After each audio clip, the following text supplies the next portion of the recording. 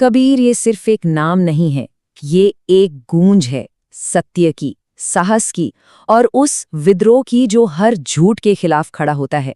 आज हम उनके सबसे गहरे इशारों में से एक को समझने की कोशिश करेंगे।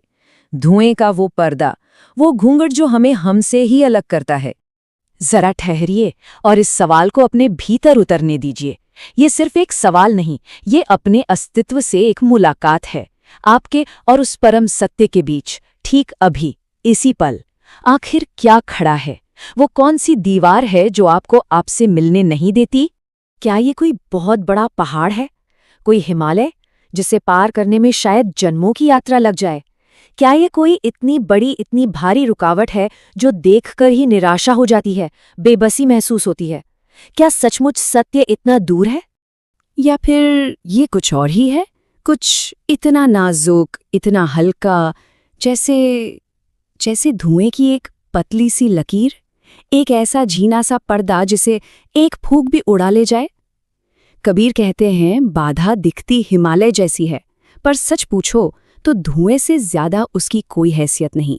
तो आइए इस यात्रा पर चलते हैं, इस धुएं की दीवार को थोड़ा करीब से देखते हैं। आखिर इसका स्वभाव क्या है, इसका नेचर क्या है, कैसे कोई इतनी मामूली सी चीज इतनी बड़ी, इतनी गहरी छाया डाल सकती है।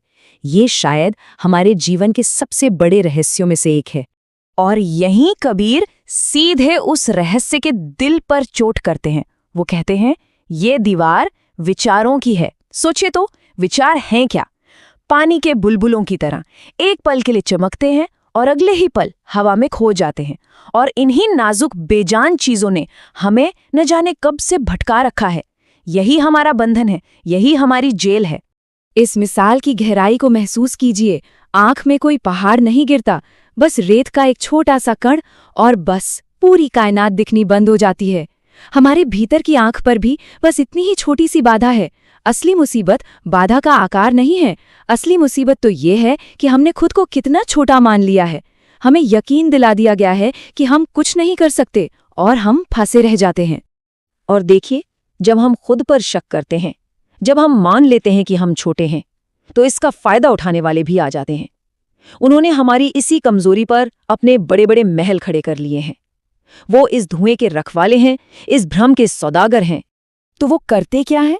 वो बहुत धीरे धीरे, सिस्टमैटिकली हमारा आत्मविश्वास, हमारी सेल्फ वर्थ सब खत्म कर देते हैं। वो हमें यकीन दिलाते हैं कि हम जन्म से ही पापी हैं, हम में कोई कमी है और हमें किसी सहारे की जरूरत है। और वो रास्ते को इतना इतना मुश्किल बना देते हैं कि इंसान शुरू करने की हिम्मत ही खो देता है। लेकिन जो सच में जानता है, जो ज्ञानी है, वो ठीक इसका उल्टा करता है। वो हमारे भ्रमों को तोड़ता है, वो हमें आज़ाद करता है। वो हमें याद दिलाता है हमारी दिव्यता की, उस भगवान की जो हमारे अंदर ही सोया हुआ है। वो जोर से पुकारता है, तत्वमसि, तुम वही हो, तुम ही ब्रह्म हो। पुरोहित निर्भर बनाता है, ज्ञानी स्वतंत्र करता है। और यहीं से वो सवाल उठता है जो इस पूरे शोषण के धंधे की नींव हिला देता है। अगर परमात्मा हमारे अंदर ही मौजूद है, तो फिर किसी बिचौलिए की, किसी मंदिर, मस्जिद या पुरोहित की क्या जरूरत है? ये सवाल सच पूछिए तो ये सिर्फ एक सवाल नहीं, ये क्रांति है। लेकिन जरा ठहरिए, सारा दोष हम सिर्फ पुरोहितों पर नहीं डाल सकते। हम भी इस धोखे में बराबर के हिस्सेदार हैं। हमारा अपना मन, हमारे सोचने का तरीका हमें इस भ्रम के जाल में फंसाए रखता है। असल में हमें किसी और ने बंदी नहीं बनाया, हम खुद ही अपने जेलर हैं। ये जो बात है ना, ये कोई मामूली कहावत नहीं, ये मनोविज्ञान का, चेतना का सबसे गहरा नियम है। हम दुनिया को वैसी नहीं देखते जैसी वो है, नहीं, हम दुनिया को वैसी देखते हैं जैसे हम हैं। ये दुनिया एक आईना है जो बस हमारा ही चेहरा, हमारी ही आत्मा हमें दिखा रही है। और जब हम अपने अंदर झांकते भी हैं तो क्या दिखता है? गुस्सा, लालच, जलन, मन में एक तूफान सा। हमें अपने अंदर आत्मा तो दिखती नहीं, और इसीलिए हम अपने अंदर के इस तूफान को बाहर की दुनिया पर प्रोजेक्ट कर देते हैं। हम अपना ही गुस्सा, अपना ही लालच दूसरों में देखते हैं और भी इल्जाम भी उन्हीं पर लगा देते हैं। सोचिए, अगर कोई संत बिल्कुल शांत बैठा है तो हम अक्सर क्या सोचते हैं? कि वो आलसी है, कामचोर है, बेकार है। क्यों? क्योंकि हमारे लिए, हमारे अनुभव में कुछ न करने का मतलब यही होता है। हम अपने अनुभव की जेल में कैद हैं और उस जेल की छोटी सी खिड़की से जो दिखता है बस उसे ही सच मान लेते हैं।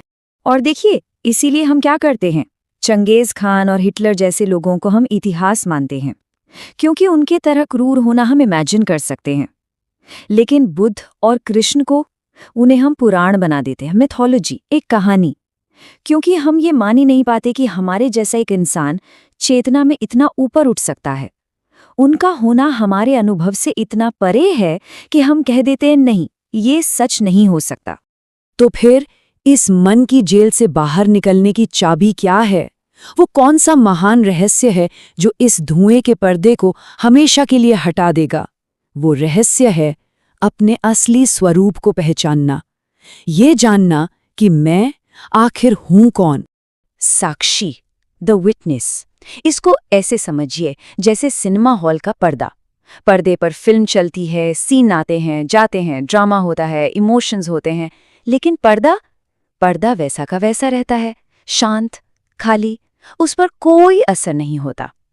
आप वो फिल्म नहीं हैं, आप वो पर्दा हैं। और जिस पल ये बोध होता है कि गुस्सा, लालच, मोह ये सब बादल हैं जो मेरे आसपास हैं, लेकिन मैं ये नहीं हूं, मैं तो वो हूं जो इन सबको देख रहा है, जो जानता है, उस एक पल में एक असीम शांति मिलती है, एक आजादी। अब आप अपने विचारों के गुलाम नहीं, उनके मालिक हैं। और यही परम सत्य है।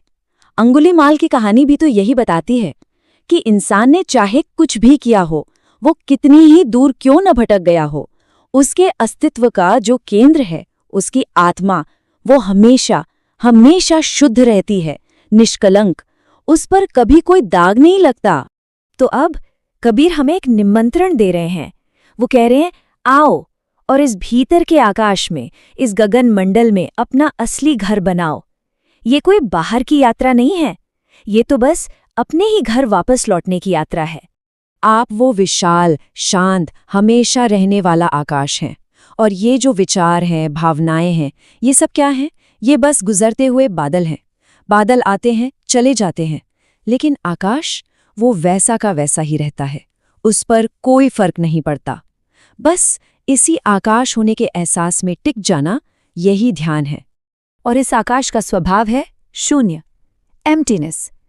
लेकिन ये वो खालीपन नहीं है जिससे हम डरते हैं, ये नेगेटिव नहीं है, ये तो वो गर्भ है, वो सोर्स है जहां से सब कुछ पैदा होता है और जहां सब कुछ वापस लौट जाता है। असलियत बस यही है, बाकी सब तो एक सपना है। और जब कोई इस भीतरी शून्य में, इस आकाश में अपना घर बना लेता है, तब क्या होता है? तब उसके अंदर की गहराइयों से एक अमृत झरना शुरू हो जाता है। ये वो खुशी नहीं है जो किसी बाहरी चीज के मिलने से मिलती है, ये एक ऐसा आनंद है जिसका कोई कारण नहीं होता, एक ऐसी शांति जो हर समझ से परे है। और ये सब सिर्फ कविता या फिलॉसफी नहीं है, इसके पीछे एक पूरा विज्ञान है, एक तकनीक है। ये एक तरह की भीतरी कीमियागरी है, अपनी साधारण सी चेतना की धातु को आत्मज्ञान के शुद्ध सोने में बदलने का विज्ञान। योगी का रास्ता चीजों को दबाने का नहीं, बल्कि उन्हें बदलने का है, ट्रांसफॉर्म करने का। आमतौर पर हमारी जीवन ऊर्जा नीचे की तरफ बहती है, काम वासना के रूप में। योग इस ऊर्जा को नष्ट नहीं करता, बल्कि इसकी दिशा बदल देता है, नीचे से ऊपर की ओर। यही यात्रा है पशु से परमात्मा तक की। इसका एक प्रयोग है, जब भी वासना की लहर उठे तो उस पर अमल करने की जगह बस उसके साथ शांति से बैठें, पूरी सांस बाहर छोड़ दें और नाभि को धीरे से अंदर और ऊपर की तरफ खींचें और बस देखें, महसूस करें। आप शायद हैरान होंगे ये देखकर कि ऊर्जा एक नई दिशा में बहने लगती है। और जब यही ऊर्जा ऊपर उठकर दिल तक पहुंचती है तो ये प्रेम बन जाती है, ऐसा प्रेम जिसमें कोई शर्त नहीं होती। जब ये गले तक आती है तो खामोशी में भी संगीत होता है, और जब ये सबसे ऊपर सहस्रार तक पहुंचती है तब पूरा शरीर ही आनंद में नाचने लगता है। और यही है परम कीमियागरी, कि जिन चीजों को हम बुरा समझते हैं, काम, क्रोध, जिनको हम हमेशा दबाते रहते हैं, आखिर में वही हमारी मुक्ति का ईंधन, फ्यूल बन जाती हैं। जब भीतर की जोगनी जाग जाती है तो कुछ भी व्यर्थ नहीं जाता, कुछ भी नहीं। और उस परम रूपांतरण के पल में एक ऐसी ध्वनि सुनाई देने लगती है जो किसी ने बजाई नहीं है, अनहद नाद। ये इस पूरे ब्रह्मांड का संगीत है, और जब वो सुनाई देता है तो सारे शक, सारे डर, सारे सवाल बस हमेशा के लिए शांत हो जाते हैं। तो देखिए, पर्दा धुएं जितना ही पतला है और सच हमारी अपनी सांस से भी ज्यादा करीब है। दरवाजा खुला है, निमंत्रण दिया जा चुका है। अब सवाल बस एक ही है, इस घूंघट को हटाने के लिए आखिर इंतजार किस बात का है?